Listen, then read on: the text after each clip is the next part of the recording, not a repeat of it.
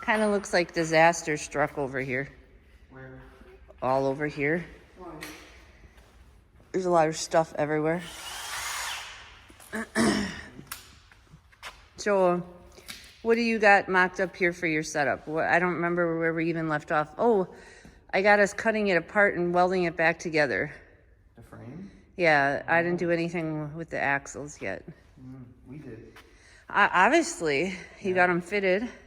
So we bought this red cutoff from Adam Johnson at K&B Specialized, and when we got it from him, it was a single front drive axle with a tag axle on the rear. So basically it was a dead axle that just held weight, which we didn't care because we were modifying it anyways. And then we took a road trip to the Upper Peninsula of Michigan, up by Marquette it was, and we bought these rear diffs from a logger. He had a logging truck burn, and what did he do? He bought a different truck, and it had a walking beam suspension, and he didn't want that. That's what this had, or these axles were. And he had an air ride on his old truck, so he took the suspension from his old truck and put it on, and this was a walking beam, which we didn't care because we were cutting it all up to do this anyways. So that's where we got the axles and the suspension and the frame, and then Bones Welding made these plates for us to make this rear axle rigid, but we had them put the holes in it so it is adjustable if we need to change hitch height or frame angle or whatever, if down the road, so it's got some adjustability in it. So you're gonna bolt it to the frame instead of welding it to Correct. the frame? Yeah, it'll have 6 bolts on each side, and then if we need to, like I said, we'll take the bolts out and raise the holes to where we need to go and re-bolt it back in. We think we're accurate where we are. We have everything level right now, and we measured from the ground to the center of the axle, and then measured what our tires will be once they're on. So we think we're going to be pretty close where we're at. But this way, if we're not, we have some adjustability.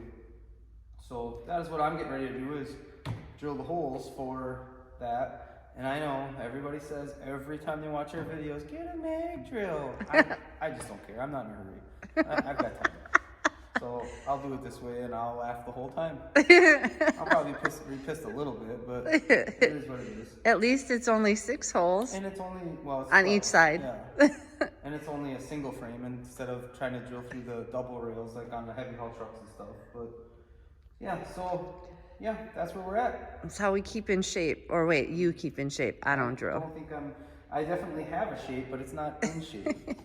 But so then the front axle is fixed then, or? No, the rear axle's fixed. No. That's not what I'm trying to say, and I can't think. The front is not adjustable, I'm saying. You're not making that one adjustable. Well, it will be because it's still going to be airbags. Right. So it'll be adjustable with air pressure. I see.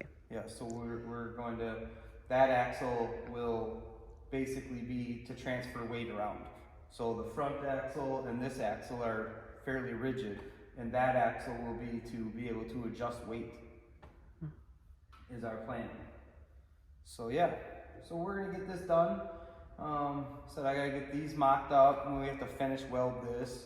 And then I have a couple of torque arm bars that I need to mount back on that front axle.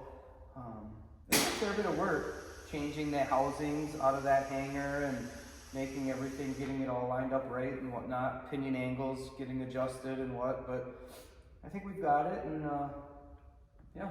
So are you gonna sandblast it without the axles in it? No, just like this. Well, how are you gonna sandblast behind the rear, your things right here? I won't. Oh. You don't need to. The truck's never gonna see weather again. Yeah, well, it's a little rusty now. It doesn't matter. Okay. It'll be fine. So yeah, so we'll get it put together how it is, and we're gonna take the cab and the hood off, take the engine out, and send the frame to get sandblasted, and then we'll paint it and put it back together, and voila. I can't, I was gonna show this, but you got it sealed back up again. That'll be for another episode. Yeah, that'll have to be when we're done with this, when we start putting it back together, then we can do it. Because then we have to show the interior changes, the engine changes.